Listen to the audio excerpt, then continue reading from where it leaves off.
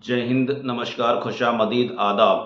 जय हिंद साथियों, मैं बहुआयामी राजनीतिक दल डॉक्टर के एम आमिश लखनऊ से विपक्ष की भूमिका में बात कर रहे हैं। साथियों, हाल ही में जो पार्लियामेंट्री कमेटी लखनऊ में जेपीसी की मीटिंग होती है, इसमें सीधे तौर पर अल्पसंख्यक समाज, खास तौर से मुस्लिम समाज से संबंध रखने वाले गांव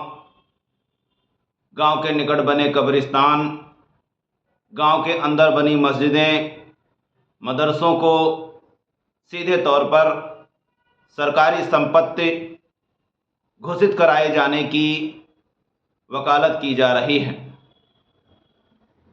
और तो और लखनऊ विश्व प्रसिद्ध इमामबाड़ा, छोटा बड़ा, अयोध्या में बेगम का महल को भी सरकारी संपत्ति घोषित कराए जाने की वकालत की जा रही है,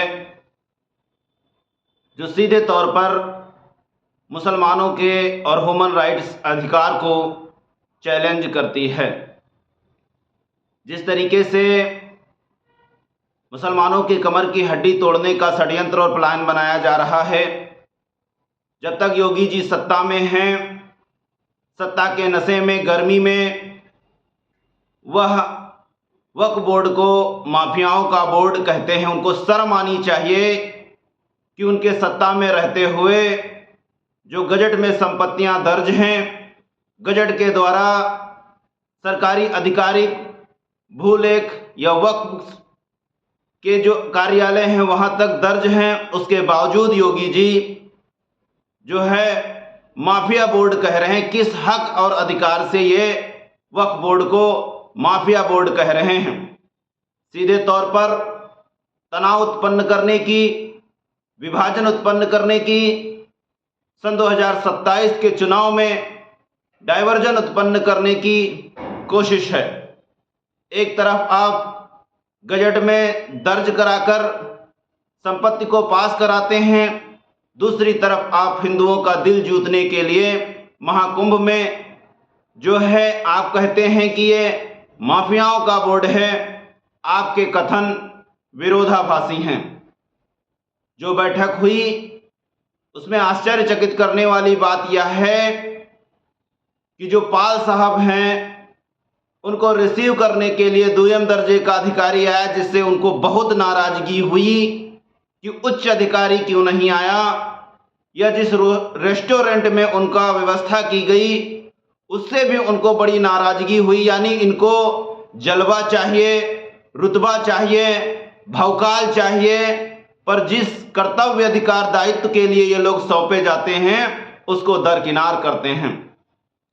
पार्लियामेंट्री कमेटी जो कि रिपोर्ट 25-26 जनवरी तक सौंपी जानी है उत्तर प्रदेश की, उसमें क्या लिखा जा रहा है शायद नहीं पता, लेकिन सिया सुन्नी दोनों ही वक्फ बोर्ड के चेयरमैन वहां पर मौजूद थे। ऐसे में राजभर भी साहब मौजूद थे, अवसुद्दीन ओवैसी साहब भी मौजूद थे।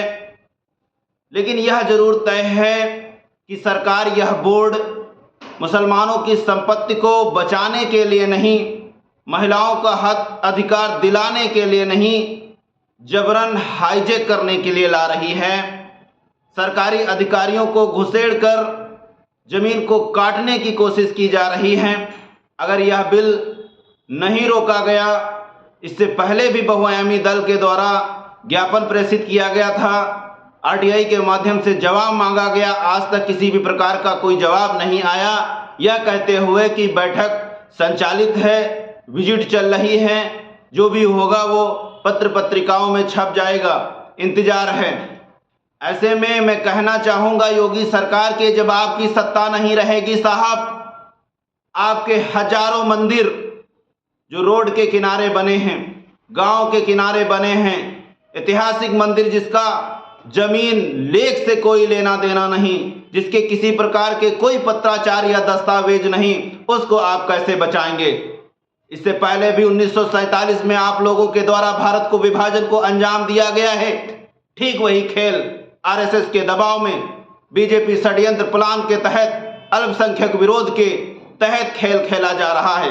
यह चीज हमारे अल्पसंख्यक भाई, दलित भाई जितनी जल्दी सीख लें देश को बचा सकते हैं, क्योंकि ये लोग अंग्रेजों की चड्ढी धोने वाले, उनकी नमक हरामी करने वालों में से हैं।